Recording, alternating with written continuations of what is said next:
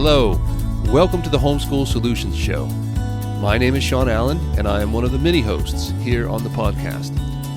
Since you're listening to this, I'm guessing you already know that homeschooling is both incredibly challenging and incredibly beautiful.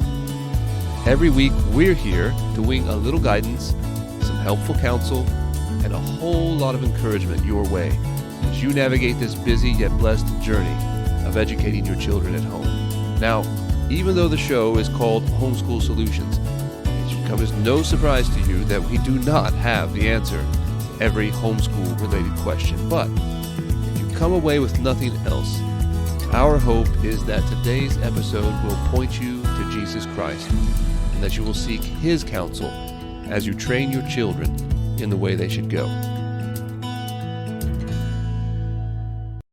Hello, my name is Sean Allen, and I'm the founder of The Well-Ordered Parent.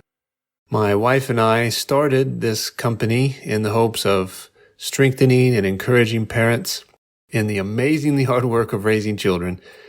Really super hard, but also incredibly beautiful.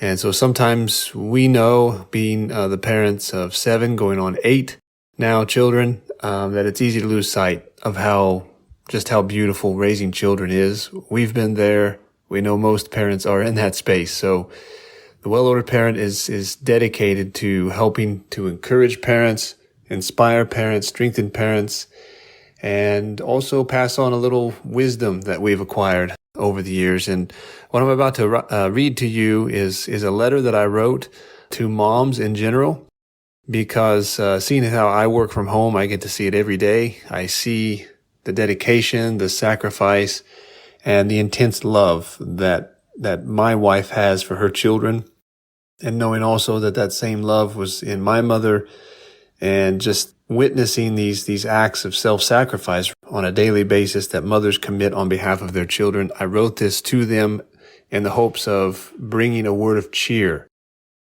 So we'll just start out with, dear moms. Maybe you think that others don't see or understand the work that you do every day, but there are those of us who do see. And what we see when we allow ourselves to is frankly astonishing at times. It doesn't make sense, certainly not in this survival of the fittest world that we live in today. You're human, and as such, one would expect you to be inherently selfish. But so often you are found battling back the baser tendencies of your flesh and pouring yourself into other people. Only these are not simply people, they're little, very vulnerable people. And save it were for the compassion that you and others like you have on them, they wouldn't have a hope in the world. I'm speaking, of course, about your children. In a very strict business sense, you have nothing to gain by helping your children in the immediate future, maybe not ever. They come to this earth fully equipped with an array of needs and wants that couldn't care less about your plans or expectations. This is why during the time that you've set aside for sleeping, they wake you 4 or 5 or 6 times by their crying because they're simply hungry. Or after you've cooked your meal and readied your table, they dump their plate, spill their drink, or simply just pull the tablecloth and everything on top of it plumb to the ground. It's why they mark your walls, they break your dishes, stain your carpets, and get sick at the most inconvenient times. It's why they weary you with questions, scream to get their way, and treat things as if they don't cost money and seem diametrically opposed to tidiness. Again, strictly from the standpoint of personal gain, who really needs children? The case could easily be made that governments need children, else nations would fall. Businesses need children to grow and come of age to supply the workforce necessary to produce their wares. Neither of these could long exist if everyone stopped having children. But did you ever hear of a family having children simply to keep their country afloat? Or to revitalize the workforce? I haven't. No one has children for these reasons. Yet, we still have them. Maybe one could suggest that it was, simply a miscalculation, these children that you have. I mean, after all, who isn't positively enchanted by the little cherub face of a newborn baby?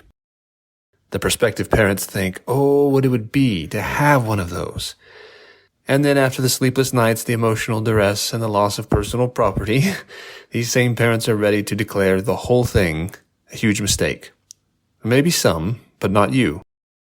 The moms I'm writing to are just as human as other moms. They get tired, i.e. completely exhausted. They get flustered, i.e. utterly overwhelmed. And they have their quote-unquote mom moments. In other words, they yell sometimes.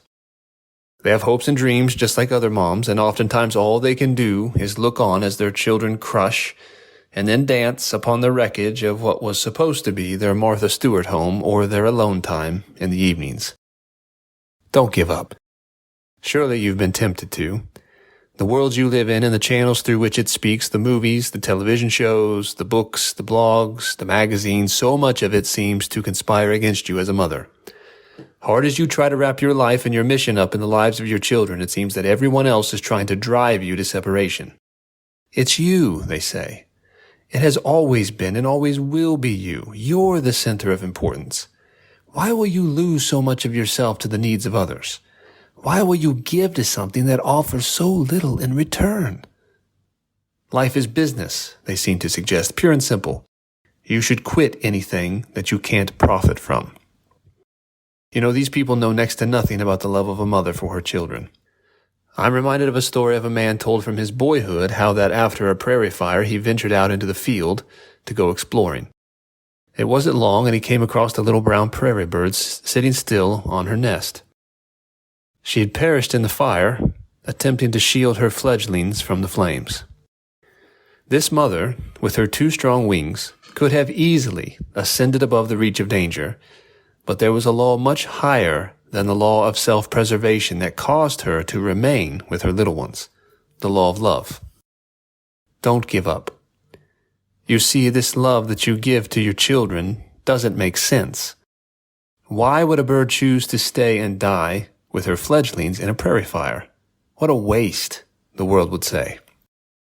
But shouldn't we also ask why a woman would subject herself to a 9-month pregnancy that will require significant portions of her body's resources just to sustain the new life within her? Expectant mothers, whether they planned it or not, whether they want the child or not, are literally giving their lives so that another may live. And their sacrifices are only beginning once the child has been born. There is no explanation for this, and none is needed.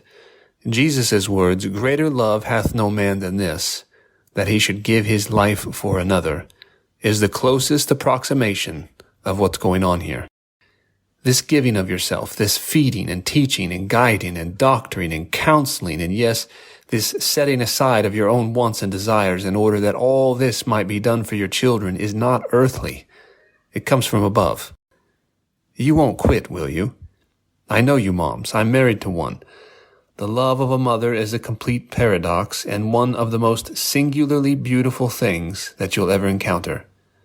She lays her life down in 100 little ways, dies 100 little deaths every day, even for one who would repeatedly poke a fork through her leather couch or write on her new white comforter with a permanent marker. Ask me how I know. Oh, these things frustrate her terribly. But give her some time, and before long she'll gather her brood together in the living room and read them a gripping story.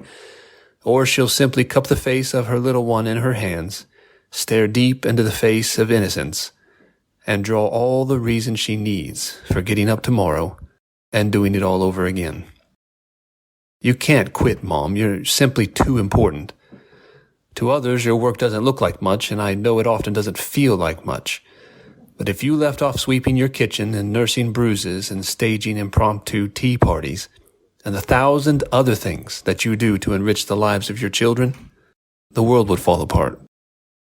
So carry on, dear mother. Let those who have eyes to see look on and marvel. For in you we see the love of God. So I wanted to offer that as a word of encouragement to you mothers out there. Thank you so very much for everything that you do. Thank you for laying your lives down on a daily basis on behalf of your children and your families. These things that you do are not often seen, but that's really not the point, is it? There is a God in heaven who does see, and your sacrifices are of great worth to him, and there is a reward in store for you on account of those sacrifices. So keep doing what you're doing. Your children are greatly benefited by it in ways that we cannot even perhaps understand. I'm so thankful for what you do, and I hope that this has offered a word of encouragement for you.